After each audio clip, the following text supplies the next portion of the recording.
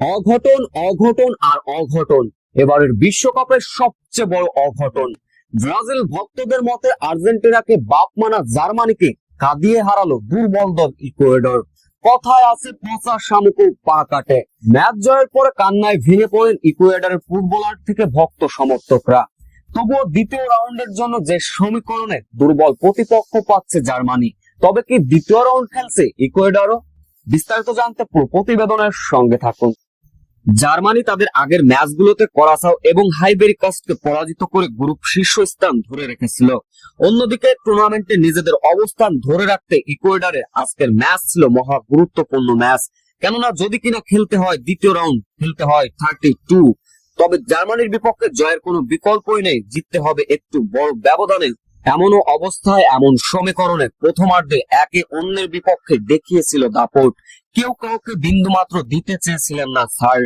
তবে ম্যাচের শুরুর 2তম মিনিটেই জোরালো আক্রমণে জার্মানি, মাত্র 2 মিনিটের মাথায় গোলের দেখা পায় তারা।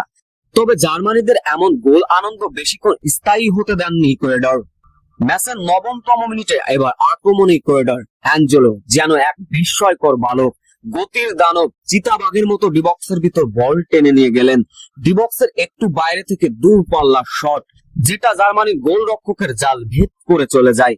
তাতে করে ম্যাচের 9ম মিনিটে জার্মানিকে রুখে দিয়েছিল ইকুয়েডর। এরপর প্রথমার্ধেই চলেছিল একের পর এক আক্রমণ, চোখে চোখ রেখে লড়াই করেছিল ইকুয়েডরও। জার্মানিকে ধোকাতে যেন অ্যাঞ্জেলো একাই ছিলেন 100, যার ফলে প্রথমার্ধে একে একে সমতায় যায় দুই দল। দ্বিতীয়ার্ধে এসেছিল আক্রমণ আর পাল্টা আক্রমণ। 71তম মিনিটে জোরালো আক্রমণ এবার ইকুয়েডর। ডিবক্সের ভিতর বল টেনে নিয়ে গেলেন অ্যাঞ্জেলো। সেইখান থেকে 11 নম্বর জার্সি পরিহিত খেলোয়াড়ের কাছে বলটা বাড়ালেন।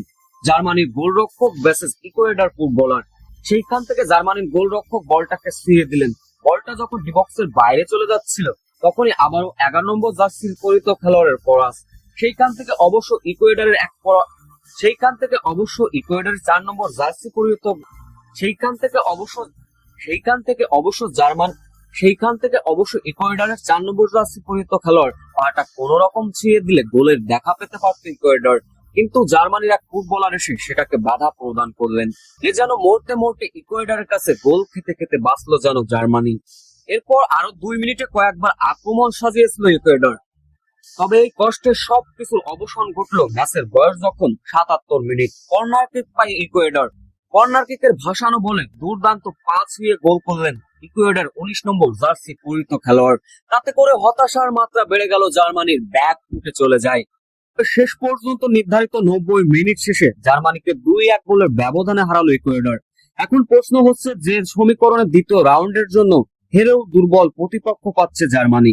পয়েন্ট টেবিলের দিকে তাকালে দেখা যাবে এখনো শীর্ষে অবস্থান রয়েছে জার্মানির। 3 ম্যাচের ভিতর 6 পয়েন্ট নিয়ে শীর্ষে অবস্থান। দ্বিতীয় অবস্থানে 6 পয়েন্ট নিয়ে কেভার্ডো। তৃতীয় অবস্থানে 3 ম্যাচে 4 পয়েন্ট নিয়ে ইকুয়েডর। ইকুয়েডরও দ্বিতীয় রাউন্ড খেলবে, তবে অন্য দলে জয় পরাজয় দেখতে হবে, গোল ব্যবধানে দেখতে হবে। কেননা প্রতি গ্রুপ থেকে 2টা কিংবা 3টা করে দল যাবে তাদের হার জিত এবং গোল ব্যবধানে। অন্য প্রান্তে যেহেতু জার্মানি গ্রুপ চ্যাম্পিয়ন হয়ে রয়েছে, তাই দ্বিতীয় রাউন্ডের জন্য যে কোনো একটা দুর্বল প্রতিপক্ষ পাবে।